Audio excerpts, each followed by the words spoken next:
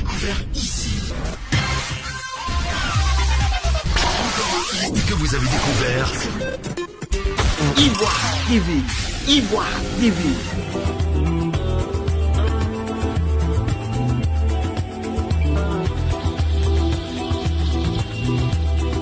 Les amis de la presse, c'est avec beaucoup d'émotion que je vous retrouve ce jour pour ce 4e compte rendu du Conseil des ministres au titre de l'année 2021.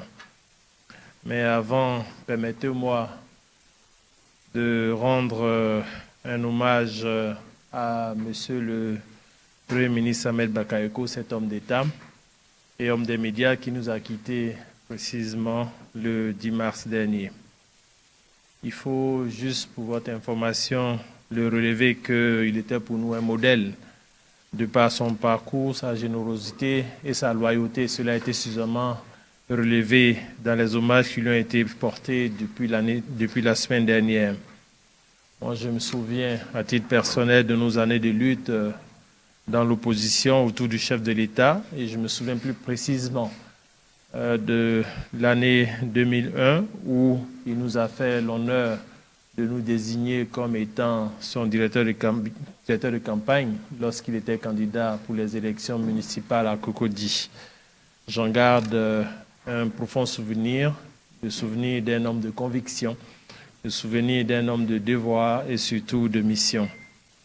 En tout cas, au nom de l'ensemble des membres du gouvernement, j'adresse mes condoléances et nos condoléances à toute sa famille biologique, au chef de l'État, à Madame la Première Dame, mais surtout aussi au peuple ivoirien.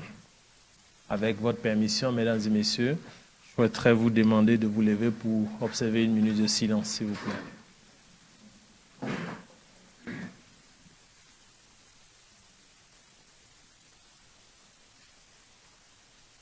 Je vous remercie.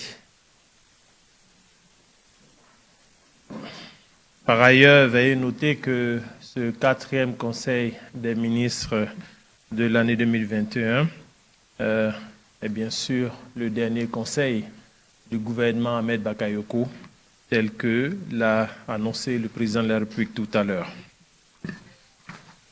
À présent, le communiqué. Le mercredi 24 mars 2021, un conseil des ministres s'est tenu de 11h à 14h au palais de la présidence de la République à Abidjan sous la présidence de son Excellence M. Alassane Ouattara, président de la République et chef de l'État. L'ordre du jour de cette réunion comportait des mesures générales comprenant des projets de loi ainsi que des projets de décret, des mesures individuelles, des communications et quelques points de divers. Au chapitre des mesures générales, projet de loi. Au titre du ministère du pétrole, de l'énergie et des énergies renouvelables, le Conseil a adopté un projet de loi relatif au contenu local dans les activités pétrolières et gazières. Ce projet de loi vise à mettre en place un tissu industriel pétrolier et gazier national prenant appui sur des entreprises et des personnels locaux. Ainsi, il fait obligation aux titulaires des contrats pétroliers d'accorder la priorité des emplois au personnel qualifié de nationalité ivoirienne, de prévoir des programmes de formation pour permettre à ce personnel d'acquérir le niveau de qualification requis afin d'accéder à tous les niveaux de responsabilité du secteur. Il fait également obligation aux investisseurs du secteur pétrolier, aux compagnies pétrolières et gazières présentes en Côte d'Ivoire, dans tous les secteurs de la chaîne de valeur allant de l'exploration à l'exploitation, d'accorder la préférence aux entreprises ivoiriennes dans les activités de sous-traitance, de prestation de services et de fourniture des biens, et leur enjoint d'exploiter les services financiers et d'assurance disponibles en Côte d'Ivoire. En outre, ces sociétés sont soumises à l'obligation de promouvoir la recherche et le développement et de faciliter le transfert des technologies en direction des entreprises locales. Projet de décret. Au titre du ministère des Affaires étrangères, en liaison avec les ministères concernés, le Conseil a adopté un décret portant ratification d'une convention de crédit d'un montant de 86 milliards 127 millions de francs CFA conclue le 28 janvier 2021 entre l'Agence française de développement et la République de Côte d'Ivoire en vue du financement du projet de l'éducation, de la formation et de l'insertion des jeunes en abrégé DEFI 3. Le projet DEFI a pour objectif de favoriser l'accès des jeunes Ivoiriens à des parcours de qualification de base ainsi qu'à des compétences professionnelles orientées vers le développement social et économique. Dans la continuité des projets DEFI 1 et 2, le financement objet du projet DEFI 3 porte sur la construction de 58 collèges en zone périurbaine, l'investissement dans l'amélioration de l'enseignement des sciences avec la réhabilitation du lycée scientifique de Yamoussoukro et des équipements scientifiques ainsi que la création d'un centre thématique moderne permettant de transformer et de valoriser les bioressources à l'université Peleforo Bon Koulibaly de Korogo. Au titre du ministère des Affaires étrangères, en liaison avec les ministères concernés, le Conseil a adopté un décret portant ratification d'une convention de crédit d'un montant de 64 milliards 283 millions de francs CFA, conclue le 28 janvier 2021 entre l'Agence française de développement et la République de Côte d'Ivoire en vue du financement du projet d'accès à l'électricité, au réseau intelligent et à l'énergie solaire en abrégé Paris. Ce projet vise à augmenter la production d'énergie renouvelable par la construction d'une centrale solaire flottante pilote de 20 MW à la surface non exploitée de la retenue du barrage de Kossou, la construction d'une plateforme de distribution à Abidjan et de 3 centres de conduite distribution à Abidjan, Boaké et Daloa pour l'électrification des localités rurales avec des branchements sociaux pour 13 000 ménages. Ce projet participe également à la politique de limitation des émissions des gaz à effet de serre, conformément aux engagements pris par notre pays relativement à l'accord de Paris. Au titre du ministère des Affaires étrangères, en liaison avec les ministères concernés, le Conseil a adopté un décret portant ratification d'un accord de prêt d'un montant de 166 milliards 88 millions de francs CFA, conclu le 19 février 2021 entre l'Association internationale de développement et la République de Côte d'Ivoire en vue du financement de la politique de développement de la réponse d'urgence à la COVID-19. Ce programme vise à renforcer les moyens de lutte contre la pandémie et à consolider la reprise de l'économie nationale. Ce financement permettra notamment d'atténuer les difficultés de liquidité auxquelles sont confrontés les PME, de faciliter l'accès aux équipements médicaux en réponse à la pandémie et de soutenir davantage les ménages vulnérables touchés par la COVID-19. Au titre du ministère de la Justice et des Droits de l'Homme, le Conseil a adopté 2 décrets. Un décret portant organisation et fonctionnement de la Chambre des notaires, un décret fixant les modalités de constitution et de fonctionnement de la société civile professionnelle de notaires. Ces 2 décrets interviennent en application de la loi du 30 novembre 2018 portant statut du notariat qui réforme les modalités d'exercice de la profession de notaire. Il réorganise corrélativement à la réforme les organes et le fonctionnement de la Chambre des notaires et précise les modalités de constitution de la société civile professionnelle de notaire dont l'objectif est de faciliter les conditions d'exercice de la profession en permettant aux notaires qui le désirent de mettre en commun les moyens nécessaires à accroître leur capacité d'action et non de poursuivre la réalisation et le partage des bénéfices financiers. Au chapitre des mesures individuelles, au titre du ministère de la Justice et des Droits de l'Homme, le Conseil a donné son accord en vue de l'élévation de M. Ali Yeo au rang de magistrat hors hiérarchie, groupe A, échelon unique, et à sa nomination en qualité de procureur général près la Cour des comptes.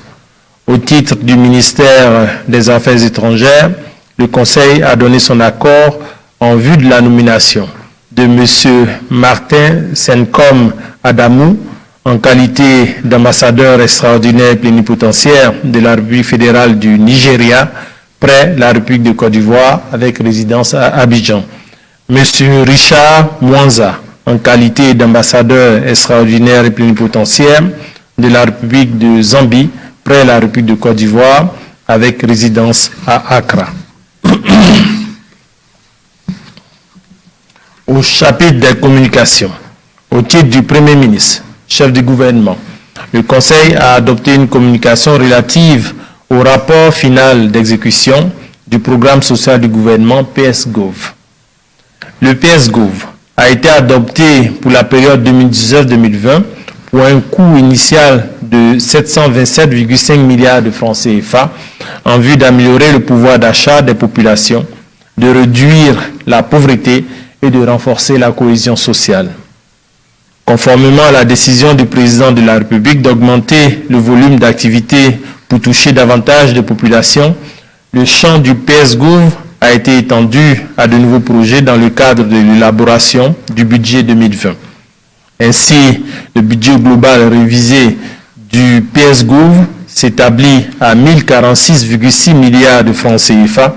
Sur ce financement attendu, les ressources mobilisées se chiffrent à 791,6 milliards de francs CFA, soit 75,6% du montant total attendu. Le taux d'exécution global s'est établi à 90,4% sur les 2 années. En effet, en 2019, le montant exécuté s'établissait à 331,9 milliards de francs CFA, et en 2020, il est ressorti à 422,2 milliards de francs CFA, dégageant des taux d'exécution respectifs de 89,8% et de 90,8%. Après les 2 années imparties pour son exécution, il est à noter que le PSGOV a permis d'atteindre des résultats palpables dans tous les domaines concernés. Les effets induits sont nettement perceptibles sur le terrain, notamment au niveau du programme d'accès et de maintien à l'école des enfants de 6 à 16 ans, du programme d'électricité pour tous, du programme d'accès à l'eau potable, du programme d'entretien routier, du programme des filets sociaux et de la couverture maladie universelle. Ainsi, à fin décembre 2020, au titre de l'éducation, 194 360 tables-bancs ont été réceptionnés et mis à la disposition des établissements scolaires et 5 640 tables-bancs restants sont en voie de distribution. En outre, il a été procédé à la fourniture de 2901,5 tonnes de vivres dans les cantines scolaires ainsi que la distribution de plus de 8,2 millions de kits de manuels scolaires. S'agissant de l'accès à l'électricité, 491 539 ménages ont été raccordés au réseau électrique, dont 254 836 branchements effectués en 2020. Le taux d'accès à l'électricité est ainsi passé de 72% en 2011 à 97,98% à fin 2020. Pour ce qui est de l'accès à l'eau potable, 6009 pompes à motricité humaine, en abrégé PMH, ont été réparées pour un objectif global de 5000, soit un taux de réalisation de 120,18%. En outre, 3003 PMH ont été remplacés à 9 pour un objectif global de 3000, soit un taux de réalisation de 100,10%. Relativement à l'entretien routier, 27 557 km de routes en terre traitées en termes de reprofilage. Au titre du programme des filets sociaux, 127 000 ménages en 2019, portés à 227 000 ménages en 2020, ont bénéficié des filets sociaux dans toutes les régions du pays ainsi que dans l'ensemble des 108 départements pour ce qui concerne le milieu urbain. Enfin, relativement à la couverture maladie universelle, 143 335 personnes ont bénéficié des prestations de la CMU dans les centres de santé d'octobre 2019 à fin 2020, dont 108 456 au titre de l'année 2020. Le Conseil se félicite des performances du programme, salue les efforts de tous les acteurs qui ont concouru au succès du programme, notamment les personnels de l'administration publique, et entend prendre en compte les enseignements tirés de ces 2 ans de mise en œuvre du PS-Gouv pour amplifier l'impact de l'action publique dans le contexte du PND 2021-2025. C'est le lieu ici, mesdames et messieurs, de rendre un vibrant hommage à son Excellence Feu le Premier ministre Amadou Gon Coulibaly, qui était le principal artisan de ce programme. Au titre du ministère de l'Intérieur et de la Sécurité, le Conseil a adopté une communication relative à l'organisation et au déroulement du scrutin législatif du 6 mars 2021. Les élections législatives du samedi 6 mars 2021 ont enregistré, en outre le RHDP, la participation de 47 partis et groupements politiques de l'opposition, notamment le PDCI-RDA, EDS, FPI, RPCP, FPI-AFD, PDCI-EDS, UDPCI, URD-UDT et UDPCI Arc-en-Ciel, qui ont présenté au total 1511 candidats, dont 772 indépendants, pour 255 sièges à pourvoir dans 205 circonscriptions électorales. Toutefois, en raison du décès d'une candidate suppléante dans la circonscription d'Arikoka Nyakaramandougou Tortilla, l'élection a été reportée dans celle-ci, ramenant ainsi le nombre de circonscriptions à 204 au lieu de 205. Les résultats provisoires proclamés par la Commission électorale indépendante sont les suivants. Votant 2 788 022 sur une population électorale de 7 359 399. Taux de participation 37,88%. Bulletin nul 82 184. Bulletin blanc 34 083. Suffrage exprimé 2 705 938. Score cumulé de tous les candidats 2 671 755. Nombre de sièges obtenus par chaque entité sur les 254 sièges. RHDP 137 sièges, soit 53,93%. PDCI, RDA, EDS, 50 sièges, soit 19,68%. Indépendants, 26 sièges, soit 10,23%. PDCI, RDA, 23 sièges, soit 9,05%. EPB, c'est-à-dire UDPCI Arc-en-Ciel, 8 sièges, soit 3,14%. EDS, 8 sièges, soit 3,14%. FPI, 2 sièges, soit 0,78%. Le Conseil se félicite du climat de paix qui a prévalu durant la campagne électorale et le déroulement du scrutin. Il appelle tous les acteurs ainsi que l'ensemble des populations à œuvrer davantage à la consolidation de la cohésion sociale et de la démocratie dans notre pays. Au titre du ministère de la Santé et de l'Hygiène publique, le Conseil a adopté une communication relative à l'évolution de la situation sanitaire et de la campagne de vaccination contre la COVID-19 au 21 mars 2021. La Côte d'Ivoire a enregistré du 1er au 21 mars 2021 7 556 cas positifs de COVID-19, soit une moyenne de 360 cas par jour. Ce chiffre a plus que doublé de février à mars, montrant ainsi une progression rapide de la pandémie dans nos différents lieux de vie et dans nos communautés. À la date du 21 mars 2021, la Côte d'Ivoire dénombre 40 310 cas confirmés de Covid-19 et 220 décès, soit 0,55%. Le nombre total de personnes guéries est de 36 395, soit 90,3%. Le nombre de cas actifs est actuellement de 3 696. Aussi, la vaccination contre la COVID-19 apparaît à ce jour plus que nécessaire aux fins de prévenir et de réduire la transmission de la maladie. À cet effet, notre pays a adhéré au mécanisme COVAX en vue de bénéficier de vaccins de qualité et sûrs. Grâce à cette dynamique mondiale, la Côte d'Ivoire a reçu le 26 février 2021 504 000 doses de vaccins AstraZeneca.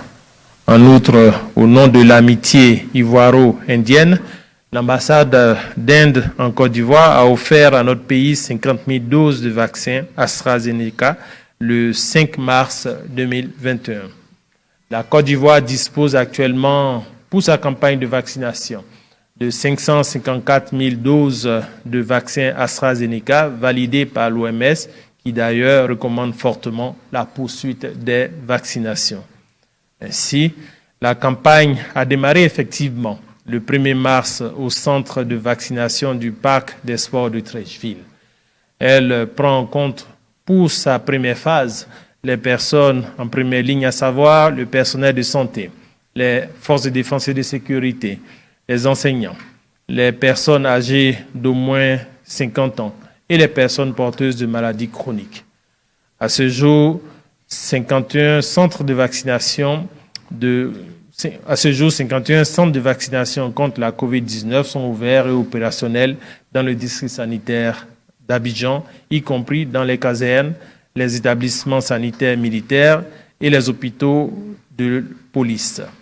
L'ouverture de sites de vaccination est prévue dans plusieurs autres pays de l'intérieur. L'ouverture des sites de vaccination est prévue dans plusieurs autres villes de l'intérieur du pays, à l'occurrence à Bouaké, Yamoussoukro, San Pedro, Daloa, Man, Korogo, pour étendre et intensifier la campagne de vaccination. Au total, à la date du 20 mars 2021, 24 639 personnes ont été vaccinées contre la COVID-19. La deuxième phase ciblera les personnes dont l'âge est compris entre 18 et 49 ans pour atteindre toutes les populations. Entre-temps, le gouvernement appelle de nouveau les populations à la prudence et à la vigilance, à redoubler d'efforts en se protégeant et en respectant strictement les mesures barrières. Au titre du ministère de la Construction, du Logement et de l'Urbanisme, en liaison avec les ministères concernés, le Conseil a adopté une communication relative à l'effondrement d'un immeuble R+4 à Nono Village, dans la commune de Cocody. Le vendredi 12 mars 2021, un immeuble R+4 en construction à Nono Village s'est effondré, occasionnant 10 décès, 13 blessés et des dégâts matériels importants. Bien avant le drame, dans le cadre de l'exercice régulier des compétences dont ils sont investis, le mardi 5 janvier 2021, soit 2 mois auparavant, une mission de la brigade d'investigation et de contrôle urbain du ministère de la Construction et du Logement et de l'Urbanisme s'est rendue sur ce site. Suite au contrôle d'usage, les agents ont notifié au maître d'ouvrage un procès verbal de constat d'infraction et ordonné l'arrêt immédiat des travaux pour défaut de permis de construire, de panneaux de chantier et de bureaux de contrôle, et ont également procédé au marquage des murs du bâtiment. Le vendredi 12 mars 2021, le jour du drame, les services du ministère de la Construction, du Logement et de l'Urbanisme constatent, contre toute attente, que sans avoir rempli les exigences de conformité de la réglementation, le maître d'ouvrage a poursuivi les travaux en toute illégalité. Il engage ainsi, suivant la réglementation en vigueur, sa responsabilité pleine et entière relativement aux suites administratives et judiciaires qui seront réservées à cette affaire. C'est le lieu de rappeler, au regard des effondrements récurrents constatés dernièrement, que la loi portant code de la construction et de l'habitat et le décret portant réglementation du permis de construire imposent le recours à un architecte pour la conception de tout projet de construction et à un bureau de contrôle des travaux de construction à l'effet de garantir la stabilité des bâtiments au-delà de R+2. Aussi, le Conseil a instruit le ministre de la Construction et le ministre de la Justice, ainsi que tous les ministres concernés à l'effet de prendre les dispositions idoines pour garantir l'application de la loi dans toute sa rigueur. En complément de ces dispositions, le Conseil a arrêté les mesures suivantes. L'arrêt et la démolition systématique des constructions illégales dès leur initiation. L'obligation pour tout maître d'ouvrage de souscrire à une assurance contre les défauts de construction avant la mise en exploitation d'un bâtiment. La délivrance préalable du certificat de conformité avant tout raccordement au circuit de distribution de l'eau et de l'électricité. Et enfin, le renforcement des procédures d'homologation des cabinets de contrôle et de certification des matériaux de construction. Au titre du ministère du Budget et du portefeuille de l'État, le Conseil a adopté 2 communications. La première communication est relative à l'évaluation de la performance dans le cadre du budget programme. En cohérence avec la réforme des finances publiques inspirée par l'Union économique et monétaire ouest-africaine, notre pays a basculé en mode budget programme au 1er janvier 2020. Conformément à l'obligation de redevabilité instaurée par ce nouveau système qui met à la charge de tous les acteurs ayant une responsabilité budgétaire de rendre compte de l'utilisation des ressources publiques mises à leur disposition, l'année 2021 sera la première année d'évaluation des performances enregistrées à la suite du basculement vers ce nouveau mode de gestion budgétaire avec pour objectif d'améliorer et d'alimenter le dialogue de gestion entre les parties prenantes. L'organisation du suivi et de l'évaluation de la performance se fera suivant les 3 grandes étapes, à savoir la production du rapport annuel de performance en abrégé RAP, l'analyse des RAP et l'évaluation des RAP qui devront faire ressortir d'une part les objectifs, les cibles et les indicateurs et d'autre part les écarts entre les prévisions et les réalisations ainsi que leurs justificatifs.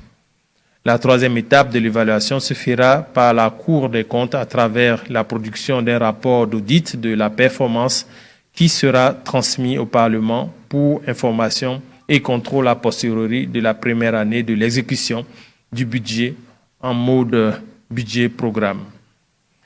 La 2e communication est relative à la situation des opérations de passation des marchés publics au titre de la gestion 2020. Le montant des marchés approuvés en 2020 s'élève à 1 894 milliards de francs CFA contre 1 331,8 milliards de francs CFA en 2019, soit une hausse de 42,2%. En nombre, 6 020 marchés ont été approuvés contre 5 271 en 2019, soit une hausse de 14,2%.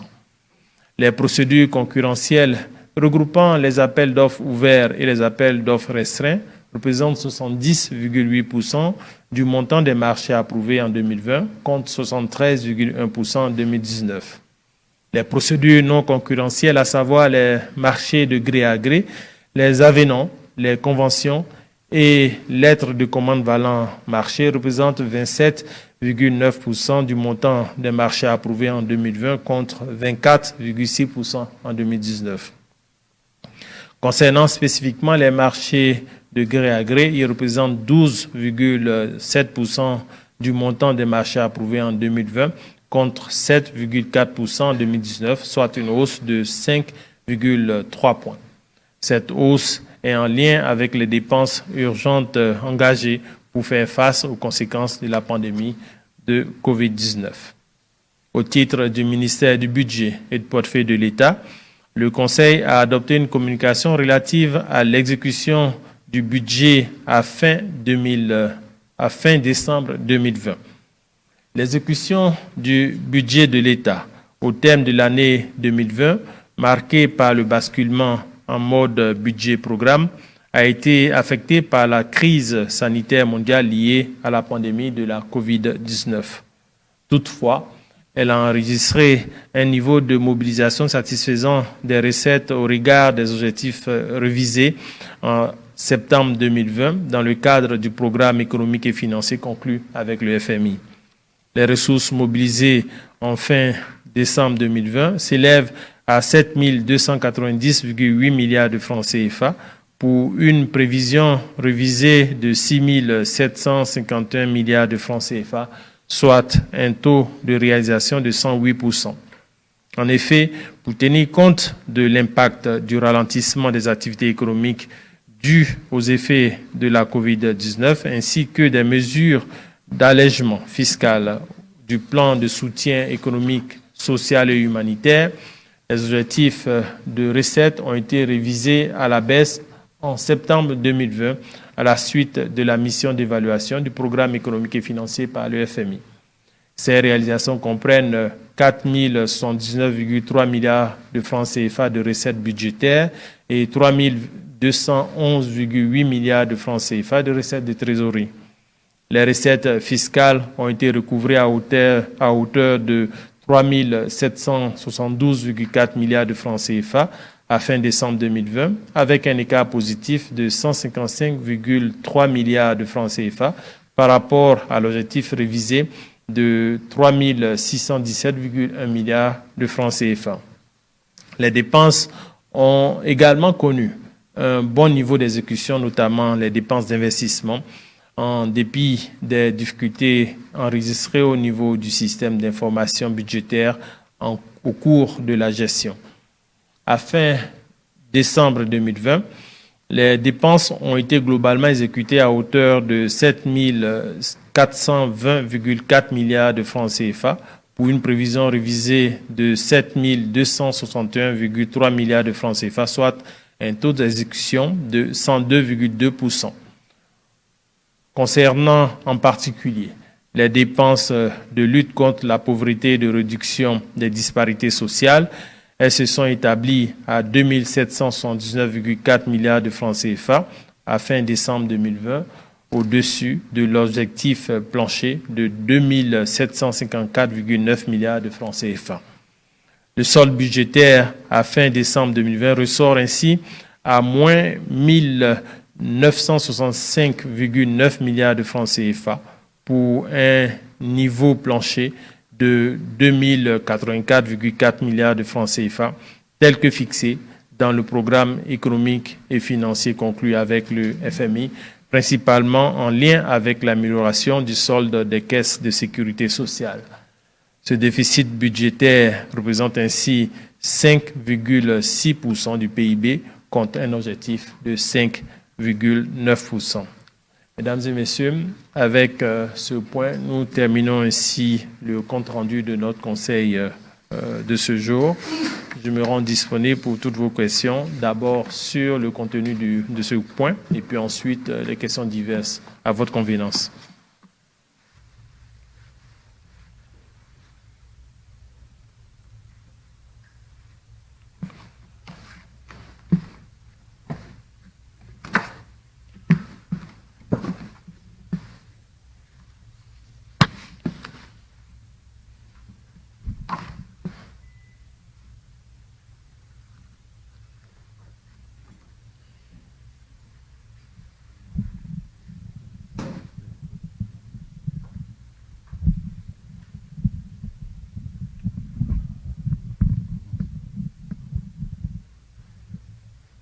Monsieur le ministre.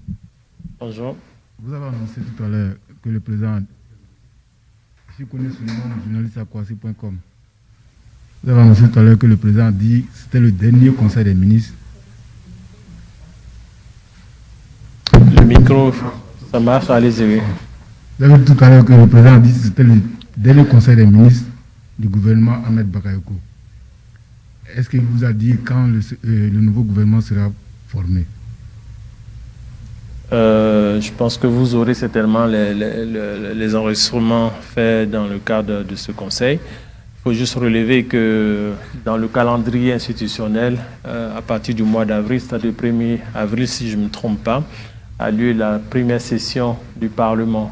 Et vous comprendrez que une grande majorité des membres du gouvernement a été élue en tant que député. Ils ne peuvent pas siéger. Ils ont obligation déjà de siéger une première fois avant de vaquer à d'autres occupations,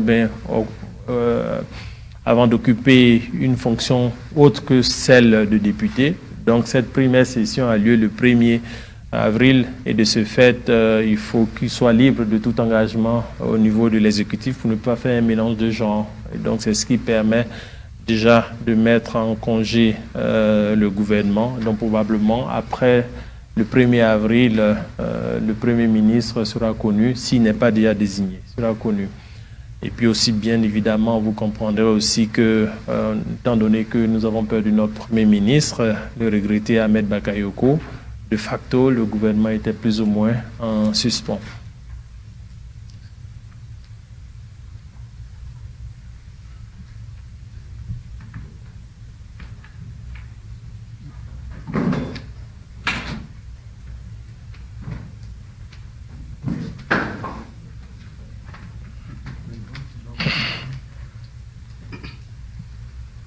Bonsoir, Monsieur le ministre. Bonjour. Je suis Kofo, journaliste à l'Intelligence d'Abidjan.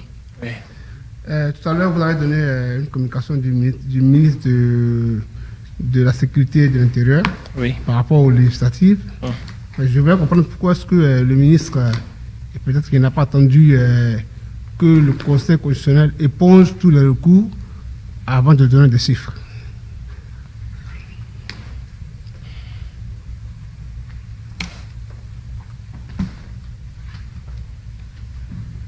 C'est un choix et je pense que la communication est précise à ce niveau. Elle dit c'est un point d'étape avant, bien sûr, les décisions du Conseil constitutionnel. Et le Conseil des ministres est habilité à statuer sur toute situation, sur tout contexte, à tout moment. Donc c'est un jour de Conseil des ministres, un point d'étape est fait sur ce dossier, comme il y a eu un point d'étape qui a été fait sur la situation de la maladie à coronavirus. Voilà, donc c'est vraiment un moment privilégié pour chacun des départements ministériels de rendre compte de ce qui s'est passé. C'est un peu ce qui justifie. Mais bien sûr, on aurait pu attendre comme faire avant. Il n'y a pas véritablement une règle à la matière.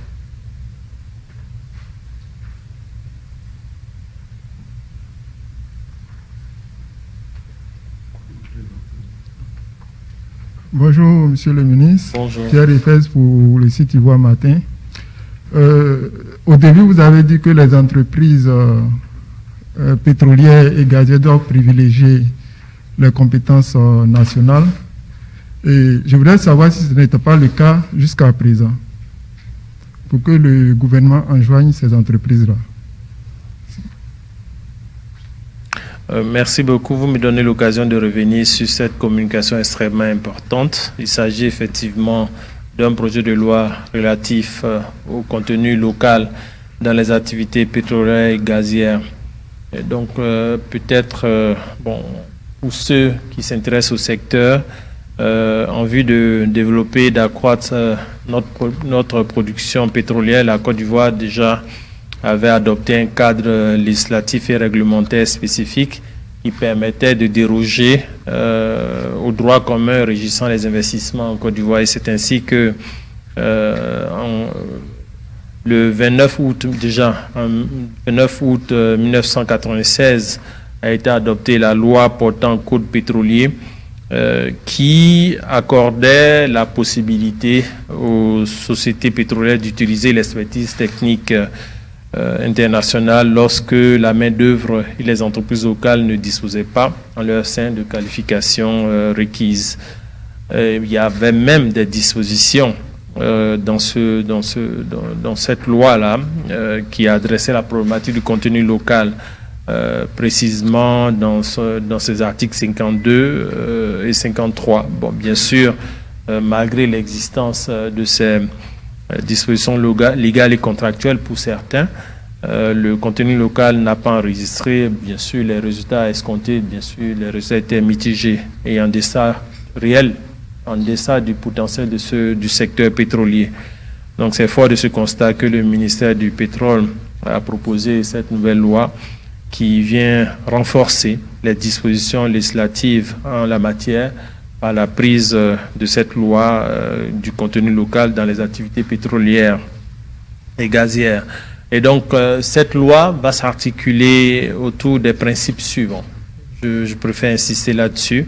Un, c'est-à-dire les sociétés sont encouragées à accorder la préférence à l'emploi du personnel de nationalité ivoirienne qualifiée et à mettre en place un programme de formation pour permettre aux 10 personnels d'acquérir le niveau de qualification requis et d'accéder à tous les niveaux de responsabilité dans le secteur. Ça, c'est le premier point que cette loi vient souligner. Le deuxième point, c'est que les activités de sous-traitance, de prestation, de services ou de fourniture de biens doivent être préférentiellement accordées aux entreprises ivoiriennes. C'est extrêmement important. Par ailleurs, les sociétés sont invitées aussi à exploiter les services financiers et d'assurance disponibles en Côte d'Ivoire. Le troisième point que cette loi vient souligner, c'est que les sociétés étrangères doivent promouvoir la recherche et développement et faciliter le transfert de technologies en direction des entreprises ivoiriennes. Et enfin, il y a un dispositif de contrôle qui a été mis en place de sorte à ce que l'administration pétrolière soit tenue de produire chaque année un rapport sur le contenu local dans les activités pétrolières. Donc, autant de mesures qui ont été prises ou actées dans ce projet de loi après un benchmark et après la participation, la mise en commun de toutes les intelligences, de tous les acteurs du secteur pétrolier et gazier. Ils ont été tous mis en atelier à Grand Bassam. Tout le monde est tombé d'accord sur ce modus, de sorte à ce que, bien sûr, le maximum de nos concitoyens puissent se retrouver dans ce secteur à forte valeur ajoutée pour notre économie, mais surtout pour les individus et les entreprises locales.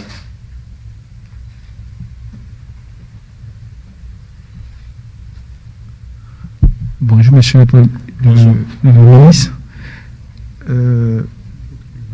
Je me nomme Fulbert Yao, journaliste à Anadolu Agence et Info Espace, qui est le site web du journal L'Expression. Ma question est relative à la COVID-19. Vous avez dit le chiffre a doublé. Est-ce qu'on doit s'attendre dans les jours à venir à des mesures plus rigoureuses? Ma seconde question concerne l'effondrement du Nueva et à plutôt. Est-ce qu'il y a eu des personnes qui ont été arrêtées? Qu'est-ce que le gouvernement prévoit pour les familles endeuillées? Sur la dernière question, je pense que on l'a dit dans la communication, la responsabilité du promoteur est fortement engagée. Donc aussi bien d'un point de vue juridique, mais aussi financière. Donc ceci a été suffisamment bien affirmé. Bien sûr, les enquêtes sont en cours pour retrouver ce promoteur et puis bien sûr lui faire assumer les conséquences de cet incartable. Maintenant, la première question c'était, oui, s'il faut s'attendre à... Oui, je pense que personne ne souhaiterait des mesures draconiennes dans ce contexte particulier où ceci ralentirait énormément l'économie. Et je pense que la meilleure façon de pouvoir adresser cette problématique, c'est vraiment respecter les mesures barrières. Pour le moment, relever tout simplement que nous sommes dans un processus d'état d'urgence permanent du fait de la Covid. Ceci est acté depuis déjà plusieurs semaines et c'est une situation qui est observée, évaluée périodiquement par le Conseil national de sécurité. D'ailleurs, je crois le jeudi doit se tenir, enfin cette semaine doit se tenir, je sais pas si c'est le jeudi ou le vendredi, cette semaine doit se tenir un Conseil national de sécurité qui va statuer sur les derniers résultats ou la dernière situation de la Covid et peut-être prendre d'autres dispositions au regard des orientations du Conseil médical de l'État de Côte d'Ivoire, c'est-à-dire le comité d'experts. Parce que l'exécutif ne prend des décisions que sur recommandation du comité d'experts médical qui le conseille. Donc aujourd'hui, cette semaine, l'appréciation sera faite, l'évaluation sera faite. Et si on doit arriver à une décision extrême, bien sûr, le Conseil national de sécurité légitimement statuerait et déciderait sur le sujet.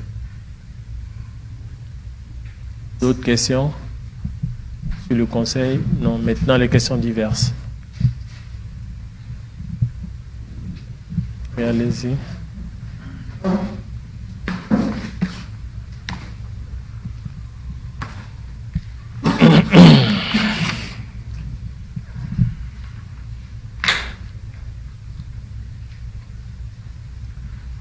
Bonjour, Monsieur le ministre. Bonjour. Moi, c'est Max Soubi, de la télévision marocaine Medi TV Afrique. J'ai deux questions.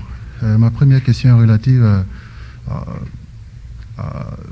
la CPI qui aurait envoyé des émissaires ici à Abidjan pour transmettre des mandats d'arrêt contre Amadou Rémy, Soro Kibafourou Guillaume. Amadou Rémy. Oui. Voilà. Soro Kibafourou Guillaume, commandant l'OS Losoni Fofana. Est-ce que vous confirmez cette information?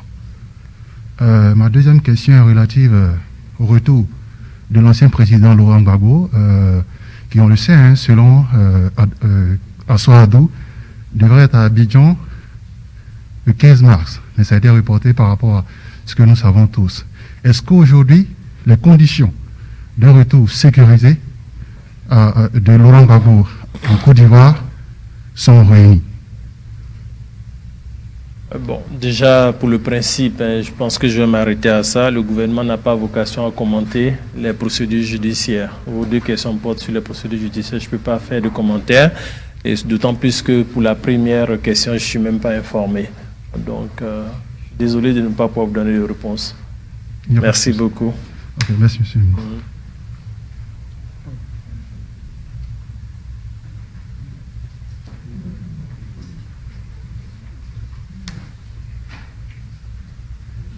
Monsieur le ministre, c'est encore Pierre Riffès, du site Ivoire Matin, du groupe Sénéweb. Oui, allez-y. Je voulais savoir, au niveau des vaccins, AstraZeneca, est-ce que le ministère de la Santé effectue une surveillance sur des personnes qui ont déjà été vaccinées, vu ce qu'on entend au niveau des pays européens? Tu as peur? Non, je pense qu'il faut aller au-delà de ce qui se dit sur les réseaux sociaux. Il y a beaucoup de fausses nouvelles sur les réseaux sociaux et donc il faut vraiment rassurer nos concitoyens. La démarche adoptée par l'État de Côte d'Ivoire, c'est de continuer la vaccination.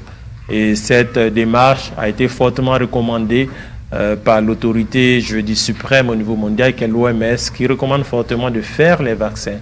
Donc beaucoup de pays ont rétropédalé, mais après sont repartis. Vous voyez ce que je veux dire? Donc, je pense qu'il faut être confiant et ne pas créer de peur inutile. Beaucoup de fausses nouvelles sont données sur les réseaux sociaux, mais la réalité est que le gouvernement œuvre pour le bien-être des populations. Donc, le gouvernement ne pourrait pas engager nos populations dans une voie qui n'est pas celle qui irait dans le sens de leur plein épanouissement ou de leur pleine santé. D'autres questions diverses? Merci, mesdames et messieurs. Bon appétit. Et que...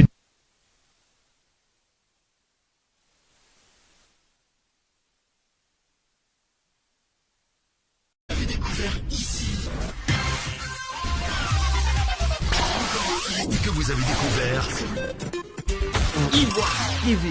Ivoire TV.